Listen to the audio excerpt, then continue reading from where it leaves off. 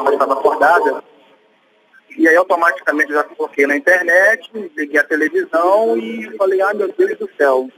E aí eu já liguei para meu irmão e pedi para que ele fosse gentilmente acordar meu pai e minha mãe, né, que são senhores de idade, porque é uma notícia séria, né, uma notícia dessa trágica. E aí ficamos acompanhando as notícias de acordo com o que saindo, tanto na TV quanto na internet. Então, quando a gente viu passar uma maca num dos vídeos que passaram do hospital, nós achamos uma pessoa que passou muito parecido com ele.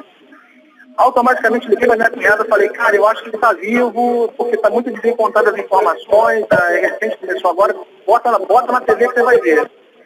E ela também ficou naquela, nossa, eu acho que ele sim, glória a Deus e tal. E aí, só que assim, a notícia da confirmação não vinha. Então você imagina que a gente, eu estou aqui na casa dos meus pais, a minha cunhada que está lá em Chapecó com meus sobrinhos, minha esposa que está com meus filhos, enfim, nossos outros sobrinhos, cara, uma aflição total. Mas graças a Deus aqui nós temos amigos, os amigos deles estão aqui dando apoio, mensagens, muitas mensagens, orações.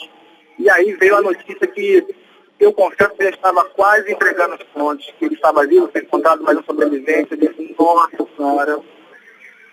Olha, estamos aqui ainda todos esperando mais notícias, né? Porque agora que ele entra no hospital, acho que o próximo passo é alguém soltar um boletim para informar o estado dele. Estamos consternados também com a família dos jogadores que infelizmente não tiveram essa oportunidade, de Deus, enfim, mas estamos aqui seguindo, estamos aqui, o que a gente sabe é o que é noticiado na TV ou na internet. Vocês conseguem sentir essa solidariedade do Brasil, porque de fato o Brasil e uma parte do mundo realmente está com vocês nesse momento em oração. Eu agradeço a sua participação aqui. Queria perguntar exatamente sobre esse momento tão especial do time, né, da Chapecoense. A gente vem falando sobre isso, sobre a grande expectativa que se tinha para esse jogo, para essa final da Copa Sul-Americana. Queria que você me contasse, chegou a conversar com seu irmão momentos antes desse voo, como é que estava a expectativa dele, o que você pode dividir com a gente aí sobre esse grande momento que o time vivia através da experiência do seu irmão? Olha, não só ele, quanto nós, os nossos amigos aqui do bairro, do Francisco Beltrão, onde ele conheceu a esposa, casou, os amigos de lá, agora em Chapecó, ele é uma pessoa muito querida. Meu irmão, graças a Deus, por onde ele passa, é uma pessoa muito querida. Em Santos também, muitos amigos lá em Santos, quando ele esteve em Santos. No Paraná, pelo Cianorte, enfim, em Campinas, Guarani. Ele esperava muito, muito. Nossa, você não tem noção do desejo, sabe? Ele acabou de ser campeão catarinense. Poxa, foi eleito um dos melhores zagueiros do campeonato. Foi eleito o melhor, ele e o Diego, né? Do campeonato. Fez um campeonato brasileiro bom, vindo operado, sabe? De uma lesão seríssima. Teve que colocar uma haste de titânio no pescoço. Para você ter uma noção da luta que esse rapaz se propôs em prol de dar uma alegria para uma torcida, quer dizer, a Chapecoense, quem não gosta da Chapecoense, até brinco no trabalho que eu falo, a Chapecoense é o América do Rio de Janeiro, é o segundo time de todo brasileiro. Infelizmente acontece uma tragédia dessa, quer dizer, todo mundo no clima desse jogo da final, é o campeão da Libertadores, ano passado o time bateu na trave, ele ficou muito sentido, ele queria muito aquele título e quase que a gente consegue em cima do River Plate. E aí a gente acordado com uma notícia dessa. E eu, cara, sabe aquela coisa que você acha que nunca vai passar por isso? Pois é. Carlos, eu acho que vocês já estão sentindo isso, a gente aqui na Globo News e certamente todo mundo que está acompanhando essa cobertura está apreensivo com esse trabalho de resgate e com os cuidados que estão sendo dados às pessoas que sobreviveram nesse acidente. Queria dar um abraço aí para a família de vocês e a todos os familiares que vocês conhecem dos sobreviventes e também das pessoas que não resistiram a esse grave acidente. Olha, a gente vai conversar agora com a correspondente Renata Betti. Ela está na cidade do Panamá. Renata, bom dia para você. A gente sabe ali pelo mapa, né, e pelas fotos que já chegaram, que era um local de difícil acesso. Isso mesmo, Heloísa. Bom dia a todos. Era um local bem distante de uma via principal. Eram mais de 17, 20 quilômetros de qualquer via de acesso. Então, eles tiveram que ir caminhando. Os socorristas chegaram apenas, 2 horas depois do acidente, eles conseguiram de fato ter acesso ao local do acidente. Para você ter uma ideia, como a gente vem falando, é uma região muito montanhosa, então o primeiro que já o acesso por si só já é difícil, o clima já era ruim, tinha neblina, tinha chuva, foi no meio da noite. Eles tiveram que encerrar, depois de 2 horas e meia de busca, de resgate, né, no socorro, de fato, às pessoas, eles tiveram que encerrar e voltar agora às 6 da manhã, justamente devido a esses problemas climáticos e às condições da região. Parece que eram 80 graus de inclinação que eles tiveram que descer no morro para chegar ao local. A gente viu imagens do local, viu imagens também já vê agora as imagens das pessoas chegando aos sobreviventes, né, chegando aos hospitais. A Aeronáutica Civil da Colômbia divulgou a lista de sobreviventes, como vocês falaram, foram 6 sobreviventes, sendo que uma das pessoas acabou morrendo, né, depois do socorro, depois do acesso que eles tiveram às pessoas. E a Rádio Caracol, Heloísa, ela passou também a lista de todos os passageiros. A Rádio Caracol é a principal rádio da Colômbia. E essa lista foi divulgada já pelo site, mas como a gente sabe, não é bom, por enquanto, divulgar nome nenhum, porque até há pouco tempo o prefeito de Chapecó, por exemplo, constava o nome dele nessa lista. Então é importante deixar claro que a lista não está atualizada, essa lista que foi divulgada pela Rádio Colombiana é a preliminar, aquela lista que foi antes das pessoas que de fato foram confirmadas no embarque. Então é importante dizer que os nomes que estão lá, nem todos, né, estão confirmados. As informações ainda não são oficiais. Uma outra informação é que o diretor da Aeronáutica Civil da Colômbia, ele também disse à rádio local que aparentemente a causa do desastre foi de falha elétrica e não mau tempo, como a gente veio falando. Claro que o mau tempo pode interferir depois que aconteceu a falha elétrica, né, uma vez que o avião tem que chegar ao local que estava tentando chegar, no caso, o próprio aeroporto de Rio Negro, próximo ali à região metropolitana de Medellín. Mas a causa foi, aparentemente, uma falha elétrica e, segundo ele, apesar da chuva e da neblina, o aeroporto de Rio Negro estava operando normalmente e outros aviões aterrissaram sem nenhum problema antes. Então, ele disse, né, como a gente já sabe, que o piloto relatou falhas elétricas graves à torre de controle do aeroporto de Santa Cruz de la Sierra, na Bolívia, horas antes do acidente. Renata, só para a gente entender então a situação do momento. Depois de uma interrupção nas buscas durante a madrugada por conta do mau tempo, sobre o qual você falou, inclusive que dificultou bastante o acesso, que precisou inclusive ser feito a pé, as buscas foram retomadas e, portanto, então não dá para a gente dizer que esse número agora é fechado. 75 mortos e 6 sobreviventes feridos. Não dá para a gente bater o martelo nisso, é isso? As buscas, o trabalho continua intenso nessa região, foi retomado esse trabalho, é isso? É isso, porém, o chefe dos bombeiros que está no local, ele já disse que as chances são muito remotas de ter mais algum sobrevivente. A gente sabe que a cena que ele relatou é horrível, né? Ele falou que havia destroços por todo lado, num diâmetro de 100 metros ao redor do acidente do avião.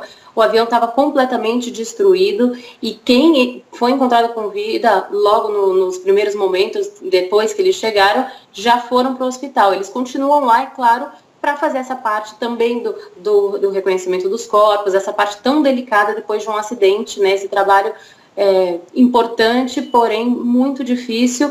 E, claro, que eles seguem tentando, de alguma forma, ver se tem alguém com vida. Mas a gente torce para que isso aconteça, mas ele já deixou claro que as chances são pequenas, Aline.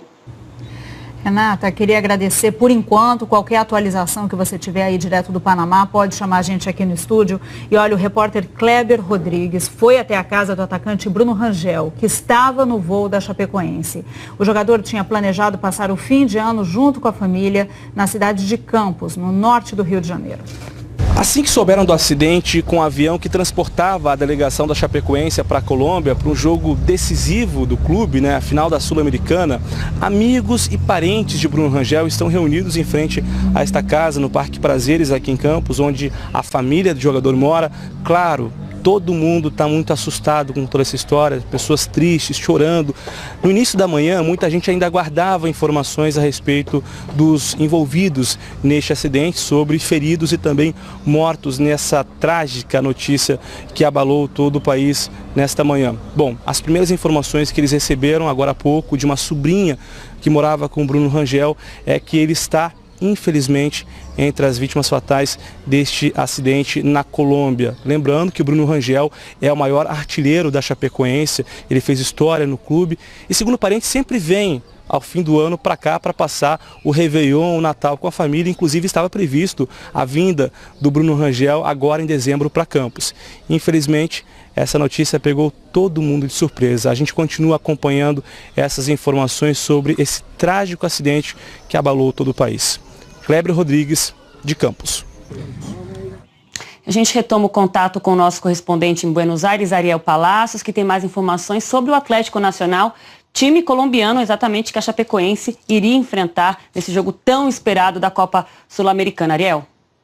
Pois é, Aline, Luísa, o presidente do Atlético Nacional, do time colombiano, que enfrentaria amanhã o Chapecoense, ele visitou, ele se aproximou do lugar da tragédia, participou das ofereceu colaboração com as operações de resgate, depois, já no fim desta madrugada, emitiu um comunicado dizendo que o que ele esperava que fosse uma grande festa do futebol se transformou, infelizmente, em uma grande tragédia e enviou, muito emocionado, chorando, suas condolências às famílias do Chapecoense. E, segundo informações extraoficiais, mas provenientes de diversas fontes, Juan Carlos de la Cuesta estaria reunido agora com a diretoria do Atlético Nacional para encaminhar um pedido à Conmebol para declarar o Chapecoense como campeão sul-americano.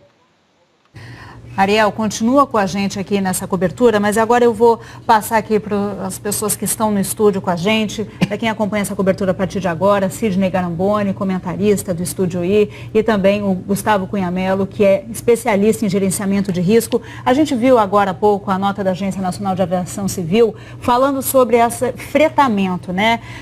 Existia a possibilidade de um voo fretado e daí existe uma regra internacional que não permite que uma companhia de um terceiro país, era boliviano, né, faça um voo entre Brasil e Colômbia. Queria que você explicasse isso para a gente. Como é que funciona essa regra e qual é a questão de segurança mesmo de um voo como esse?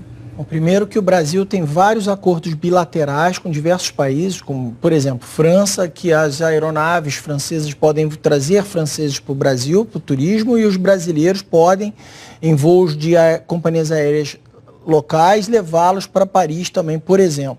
Então, a mesma coisa tem com a Bolívia, com a Colômbia e com uma série de países. Então, é natural que uma companhia aérea boliviana saia do Brasil para um voo para a Bolívia e não pode fazer ou voo de cabotagem aqui dentro do Brasil, como levar para outro país tampouco. Então, isso é um ponto normal, não tem nada de errado nesse ponto da ANAC. O segundo aspecto esta aeronave é uma aeronave para trajetos curtos. Então, o fato de fazê-la parar antes em Santa Cruz, lá na Bolívia, não atrapalhou em nada, ao contrário, ajudou, contribuiu para a segurança de voo, para que ele parasse e reabastecesse para um novo trajeto, até porque a autonomia desse avião, salvo engano, não permite um voo de São Paulo a Medellín. Eu acho que é maior, teria que pegar um mapa e ver, mas 3.000 quilômetros, eu acho que é mais.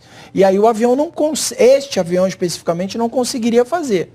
Então, o voo até a Bolívia é normal, parada para abastecimento. E a gente já vê muitas homenagens às vítimas desse acidente. Os jogadores do Real Madrid fizeram um minuto de silêncio nesta manhã em homenagem às vítimas do voo que caiu na Colômbia. Em um comunicado oficial, o Real Madrid lamenta profundamente o trágico acidente aéreo sofrido pelo clube brasileiro Chapecoense e estende as suas condolências a familiares e amigos das vítimas. Ao mesmo tempo, deseja rápida recuperação dos sobreviventes. A gente conversa agora, então, com o embaixador do Brasil na Colômbia, o Júlio Bitelli. Júlio, bom dia para você. Obrigada pelo seu tempo aqui com a Globo News. Eu repito a pergunta que eu fiz para o cônsul agora há pouco sobre o trabalho que está sendo estruturado aí pela Embaixada Brasileira na Colômbia de assistência às famílias e às vítimas dessa tragédia.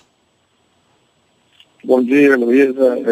A embaixada está, obviamente, desde a madrugada empenhada primeiro em obter as informações mais atualizadas possíveis sobre essa terrível tragédia e depois em buscar facilitar ao máximo o trabalho, a vinda das famílias e depois a liberação também, infelizmente, dos corpos para que possam ser transportados para o Brasil o mais rapidamente possível. Nós temos em Medellín um cônsul honorário que tem feito um trabalho de ir aos hospitais, ver os sobreviventes e está em contato permanente com as autoridades também para os esforços de resgate. As autoridades locais têm sido extremamente colaborativas. Nós vamos ter um escritório de apoio no aeroporto de Medellín para recepcionar as famílias e procurar dar o apoio necessário a essas famílias. E, sobretudo, também vamos trabalhar com as autoridades locais para tentar agilizar ao máximo a liberação dos corpos para que possam ser transportados de volta ao Brasil. Da Bolívia. Senhor embaixador, a gente está falando agora aqui do Rio de Janeiro, a Heloísa falando com o senhor. Queria entender um pouquinho a mobilização que já existia. Claro que tinham muitos brasileiros indo para aí por causa do jogo, um jogo muito esperado, principalmente para o estado de Santa Catarina, torcendo demais para Chapecoense. Como é que está o clima nesse momento? Tinham pessoas que já tinham chegado, vocês tinham uma mobilização especial para a chegada dessa delegação? Olha, obviamente era um momento histórico para o futebol de Santa Catarina e para Chapecó e, de certa forma, uma belíssima história de Cinderela, como eles dizem aqui, de um time que sem grande tradição e que chegava ao momento mais importante da sua história. Então, há uma grande consternação de todo mundo e eu tenho recebido manifestações dos próprios colombianos de solidariedade e há inclusive a notícia de que o Atlético Nacional estaria sugerindo que o título fosse dado à Chapecoense como forma simbólica de homenagear esse time que sofreu essa tragédia terrível. Mais cedo o cônsul nos informou que estavam sendo feitas, inclusive, reservas em hotéis, em locais para que os familiares pudessem ser alojados, os primeiros que fossem chegar. O senhor já tem informações sobre essa movimentação das famílias, no sentido aí de acompanhar principalmente o resgate, a identificação desses corpos?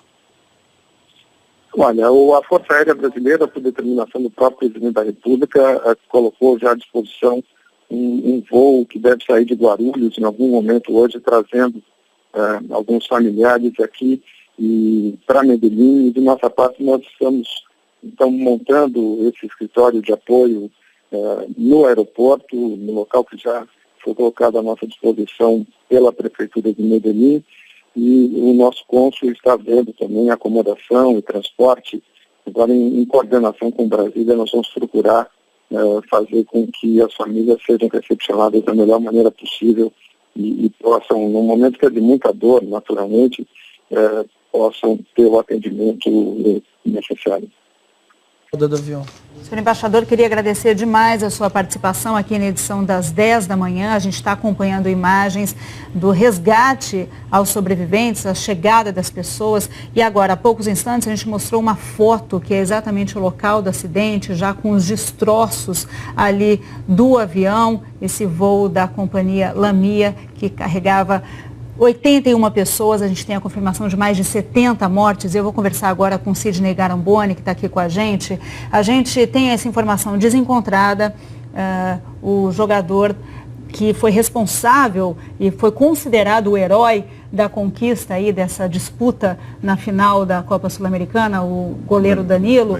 Ele primeiro foi considerado sobrevivente, estava no nome na lista de sobreviventes, depois houve uma informação de que ele não teria resistido e agora a Cruz Vermelha local fala que ele está sim entre os sobreviventes. A gente está aguardando uma informação oficial, mas queria, Garamboni, que você contasse um pouco para a gente quem é esse jogador e a importância dele para essa grande disputa que era tão aguardada, esse momento de glória. É meio assim, até aflitivo para a gente, porque como a gente tem acompanhado as notícias, é um local de difícil acesso, que os sobreviventes estão cada um no hospital e tal, então você de repente você tem uma informação, você fala, poxa, sobreviveu, aí tem outra informação, não, faleceu e tal, e vem outra informação, e muitas vezes é uma questão de tempo, né, da notícia que é errada. Mas assim, o Danilo e o Bruno Rangel também, que a gente viu a reportagem anteriores, eram ídolos da Chapecoense. A gente vê imagens também do jogo. Isso é uma coisa que eu ia falar para vocês, assim, olha, existe uma não sei nem se é uma ironia ou uma homenagem antecipada a um time que estava mexendo com a cabeça dos jogadores, a gente vê a defesa do Danilo, né, dos jogadores, que é o seguinte, o último jogo da Chapecoense, desses jogadores, que foi contra o Palmeiras, não é? E o Palmeiras foi campeão brasileiro, e por causa da importância desse jogo, foi um jogo transmitido praticamente para todo o país. Era como se fosse uma grande despedida desses jogadores, né? E a gente viu esses jogadores que estavam pensando muito da Sul-Americana e mesmo assim fizeram um jogo duro contra o Palmeiras. O placar foi magrinho. Foi magrinho, foi 1-0 Palmeiras. Então, assim, esses jogadores... a Chapecoense, o grande ídolo dela, digamos assim, foi o Bruno Rangel, porque é o jogador que mais fez gols, mais de 80 gols pela Chapecoense, foi campeão brasileiro, vice-campeão brasileiro da Série B, subiu para a Série A, foi para o futebol árabe, depois voltou. E o Danilo também está nessa toada de ídolo, assim como o Kleber Santana, que é um jogador que jogou no Atlético de Madrid, um jogador que já foi de seleção brasileira, um jogador que foi também do Avaí e se achou também um pouco mais experiente, se achou na Chapecoense. Então, assim, é engraçado como é que você vê um time como esse. Ele não é assim um time de ídolos, né? Apesar do Bruno Rangel ter sido um grande destaque. É um time de jogadores que se apegaram a uma cidade, jogadores que se apegaram a uma ideia. E o Caio Júnior, que é o treinador, também é importante falar dele, porque assim, a gente já falou várias vezes aqui da diferença de estrutura da Chapecoense, mas não vou nem dizer estrutura, mas diferença de dinheiro. Quando você tem um patrocinador que paga para um Flamengo, para um Corinthians, é muito maior. Na Chapecoense é menor. E o Caio Júnior, Elô, ele já tinha dado mais de uma vez entrevista dizendo, olha, eu nunca treinei um time tão estruturado e tão organizado quanto a Chapecoense. Então, ele também estava, assim, apaixonado pela ideia da Chape, né? E a gente comentou bem mais cedo hoje, a Chape foi carinhosamente chamada pelos torcedores, pela crônica esportiva brasileira, do Leicester brasileiro. Por que isso? Porque o Leicester foi um time inglês, que foi campeão inglês, que foi assim super badalado pela imprensa mundial, porque também não tinha dinheiro, não tinha grandes craques, mas conseguiu driblar tudo isso e ser campeão num país de times bilionários praticamente. E a Chape era a Leicester ou o Leicester brasileiro. E a Chape estava aí aos pouquinhos, porque assim, muitas vezes, o que acontece? A gente também tem que ser muito pragmático. Um time como o São Caetano, ele teve esse sucesso nos anos 90, na virada do ano 2000, e depois não resistiu.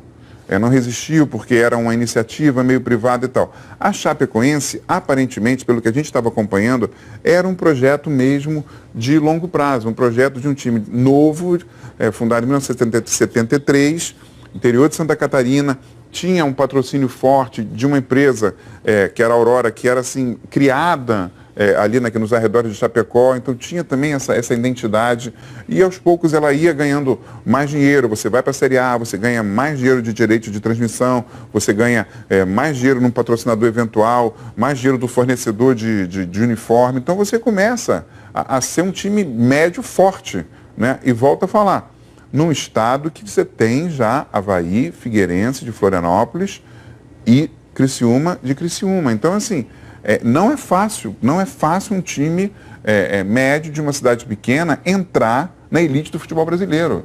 A Chapecoense não só entrou, como ficou durante 3 anos. E olha só, antes de embarcar, o jornalista Rafael Renzel, que é um dos sobreviventes dessa tragédia, ele gravou uma mensagem do zagueiro Neto, que também foi encontrado vivo, felizmente, na fuselagem do avião. Vamos ver o que ele disse antes de embarcar. Imagina que algumas coisas vão acontecer, tanto pro bem quanto pro mal, né? Tanto coisas boas como ruins.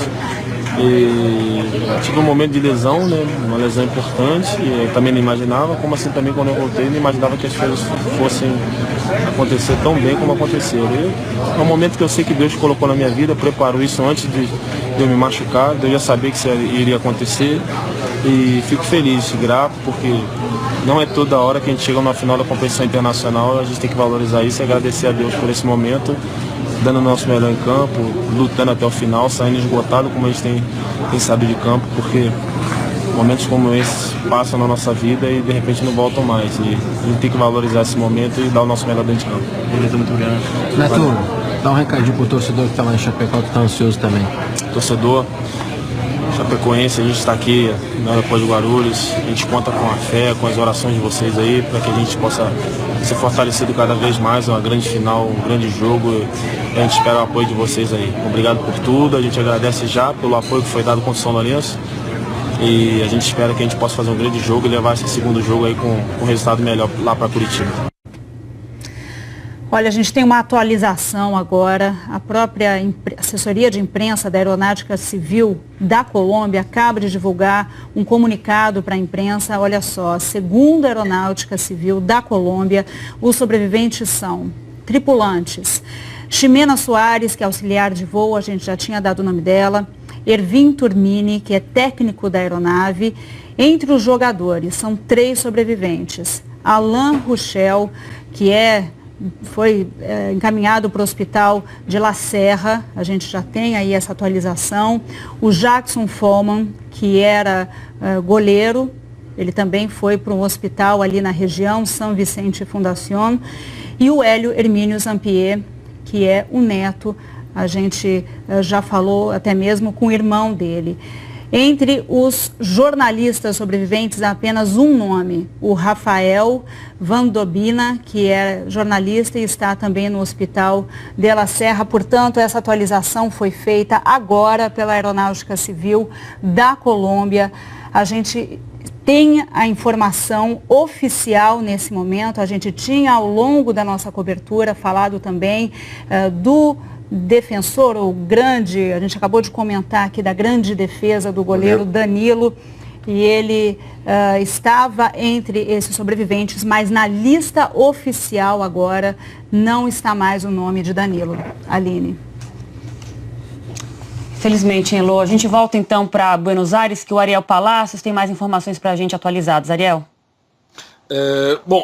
Queria comentar sobre os acidentes aéreos que aconteceram ao longo da história sul-americana no quesito esportivo. E o mais famoso de todos, evidentemente, é o acidente de 72 de um avião da Força Aérea Uruguaia, quando tentou atravessar a Cordilheira dos Andes, se espatifou a 3.500 metros de altura, em plena cordilheira, no meio da neve, dos 45 tripulantes, era uma equipe de rugby que estava indo, um time de rugby que estava indo para jogar em Santiago do Chile, dos quais, das 45 pessoas, 16 sobreviveram.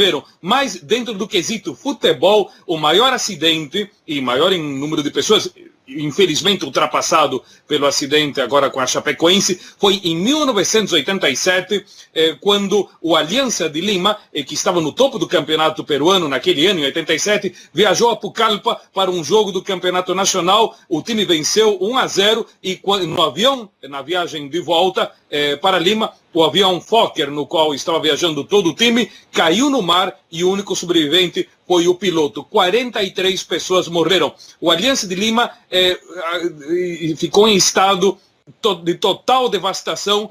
O seu plantel, os reservas, morreram todos nesse acidente aéreo, e o Aliança de Lima conseguiu terminar o campeonato de 87 jogando com os seus integrantes da Liga Juvenil e graças ao empréstimo de vários times peruanos que cederam jogadores para que o Aliança de Lima pudesse concluir seu campeonato. Ariel, a gente volta com você a qualquer momento. Olha, ontem à noite, um dos sobreviventes, o jogador Alain Ruchel, postou um vídeo nas redes sociais, isso um pouco antes de decolar. Rapidinho, estamos chegando, Colômbia. Estamos chegando, é vídeo, rapaz.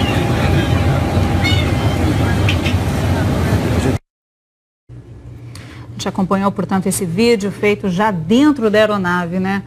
Olha, a FIFA divulgou agora há pouco um comunicado em solidariedade às vítimas do acidente aéreo na Colômbia.